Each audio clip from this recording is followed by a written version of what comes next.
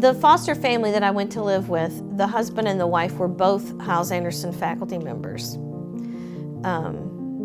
They had 4 children of their own. I moved in with them in March of '78, and before the end of that year, I was being sexually molested by the father. They told me my looks were to blame. Now, I'm not no supermodel. Yeah, I did pageants and I went on to do a few things, but people have no idea how hard it is when people blame you for the atrocities that happened to you. And it was how I dressed as a 14-year-old girl. I already had my skirts down past my knee. I already had everything all covered up. And this man did those things anyway. So for Mr. Vineyard to talk about how I was unclean and nobody would ever want me, do you know how that stayed in my head? My earliest memory of being molested was when I was 4 years old. It was Sunday school in Waukegan, Illinois, and the preacher's son ran the class with his wife, and he came in to take me to the bathroom. Usually I went with my bathroom buddy, and that day he took me in separately. Of course, my friend started crying. I was scared. After we left the bathroom that day, I felt violated and dirty. From day one that I was adopted, I started being groomed for molestation. My dad quickly was able to get me to a position where I was willing.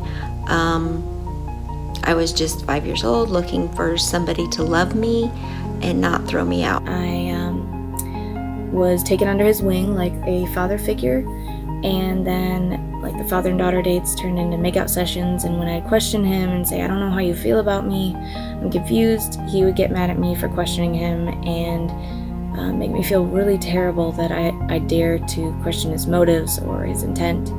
So each time it got worse, it would feel like that again. He would, after the first time he had sex with me, I said, I didn't want you to do that. And he's like, oh, well, are you gonna let any man do that to you? I finally got up enough courage to tell my principal what was going on. He was also the pastor of the church.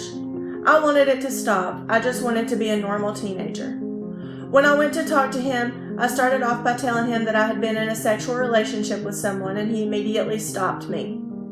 He told me not to say his name until I was absolutely sure I wanted something to be done about it. He told me that if I told him his name, he was legally responsible and had to report it.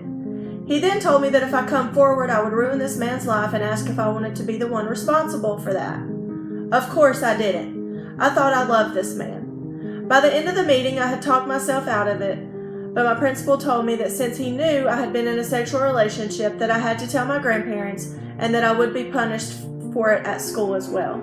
I had multiple extraordinary experiences in this IFB church community, from experiencing an exorcism when I was an infant because they believed my crying was a sign that I was possessed by a devil, from going through an intense will-breaking session with my grandfather because I was rebellious as a 4-year-old, where I was locked in a room for hours with him until I learned to submit. One of its biggest problems, I think, is its leadership, because you can't question your leaders. And when you can't question your leaders, we've seen it in politics, you know what happens. It's like a moth to a flame, these guys. I don't know how they do it, but that is their personality. People were just drawn to them, and they had this weird power over people, and people loved them, and I don't even know how to explain that phenomenon. I really don't. When I got involved in the IFB school, they talked about rape and how it was the woman's fault, you know, because she was probably wearing pants or eye makeup or, you know, behaving in some sort of provocative way, which brought it on.